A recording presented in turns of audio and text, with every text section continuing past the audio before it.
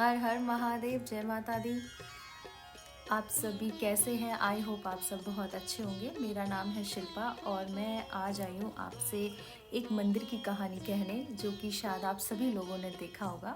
आपने देखा होगा केदारेश्वर कैप टेम्पल, जो महाराष्ट्र में स्थित है, हरिश्चंद्र नगर डिस्ट्रिक्ट, अहमदानगर में। आई थिंक आपने कभी ना कभी तो उसका फ़ोटो या वीडियो देखा होगा। मैं यहाँ पे उस फोटो को डाला हुआ है, आप उसे देखना।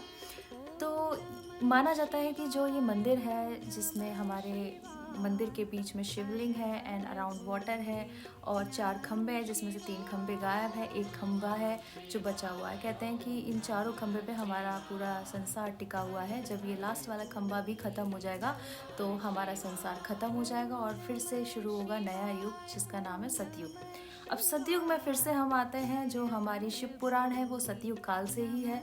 तो एक दिन मैं पढ़ रही थी शिव पुराण को, जिसमें मैंने इस मंदिर के पीछे की कहानी को पढ़ा। वैसे मैंने जाना सुना बट ज़्यादा पता नहीं था इस मंदिर के बारे में। तब मैंने पढ़ा तो उसमें पता चला कि इस मंदिर के पीछे की कहानी क्या है। तो चलिए वही मैं आपसे कहने आई हूँ, तो वो मैं जल्दी से शुरू करती हूँ और बताती हूँ आपको। तो आप प्लीज़ ध्यान से सुनिएगा, बहुत ही इंटरेस्टिंग है ये। तो सतयुग के समय की बात है, जिसमें एक अनरण्य कन्या नाम की एक पत्नी व्रता नारी रहा करती थी और उनके पति का नाम था पीपला, जो ऋषि थे। तो वो बहुत बूढ़े थे और जो उनकी वाइफ थी वो बड़ी यंग थी। तो एक बार धर्मराज पृथ्वी पर आए और उन्होंने सोचा कि एक बार इनकी परीक्षा ली जाए। तो वो परीक्षा लेने के लिए अपना रूप बदला और पहुंच गए जो पत्नी व्रता नारी थी अनरण्य के पास, और उनसे कहने लगे कि देवी, आप ऐसे बूढ़े पति के साथ क्यों रह रही हो? आप इस निर्जल वन में क्यों रह रही हो? आप इतनी सुंदर हैं, आपके पति इतने बूढ़े हैं, आपको एक राजा या मेरे साथ चलना चाहिए। यहाँ रह के तो आप अपना जीवन खराब कर रही हो। इस तरह से जब उन्होंने बोला धर्मराज ने, तो जो उनकी वाइफ थी, जो एकदम सती व्रता नारी थी, उनको गुस्सा आ गया। फिर गुस्सा आने के बाद उन्होंने उन्हें श्राप दे दिया कि जिस तरह से तुमने मुझसे ये बातें कही है, तो तुम्हारा जो नाम निशान है वो ख़त्म हो जाए। इस तरह से उन्होंने कहा। अब क्या था, धर्मराज अपने मूल रूप में आ गए। फिर मूल रूप में आने के बाद उनसे कहा कि हरे देवी, मैं तो आपकी परीक्षा ले रहा था, आपने तो बिना कारण ही मुझे श्राप दे दिया।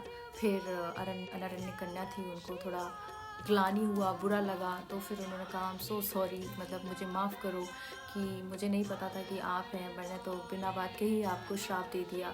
उन्होंने बोला श्राप तो अब काटा नहीं जा सकता, लेकिन इसका एक उपाय है जो मैं आपको बता देती हूँ। जो उपाय उन्होंने बताया था वो यही कहा था कि हमारे 4 युग रहेंगे, सतयुग, त्रेता, द्वापर, कलयुग। सतयुग में आप चारों ओर रहेंगे, धर्म कर्म सब चारों ओर आप ही का राज्य होगा। लेकिन बाकी युगों में आप घटते बढ़ते रहेंगे और जो कलयुग का अंत होगा, आप पूरी तरह से ख़त्म हो जाएंगे। और कलयुग के अंत के बाद जब वापस से सतयुग शुरू होगा, तब आप वापस से पूरे होंगे। तो इस तरह से उन्होंने उनके श्राप का तोड़ बताया हो। और ये जो सिंबल है हमारा टेम्पल, ये सिर्फ उसी कहानी का ही है जो हमें बताता है कि हमारा सनातन धर्म कितना बड़ा है और कितना ज्ञान है, कितना कितना कुछ है जानने को। और हर एक मंदिर एक कहानी कहता है। और जैसे कि मैं महादेव की भक्त हूँ, तो मेरे 12 ज्योतिर्लिंग किया, 4 धाम किया, अमरनाथ गई हूँ। तो बहुत सारी चीज़ें हैं। मैं भी अब धीरे धीरे सारी कहानियाँ लेकर आऊँगी, आपको बताती रहूँगी। तो गाइस, प्लीज़ मुझे सब्सक्राइब करें, मुझे फॉलो करें। आपको मेरी इन्फॉर्मेशन अच्छी लगे तो प्लीज़ शेयर करें। Thank you so much. हर हर महादेव, जय माता दी।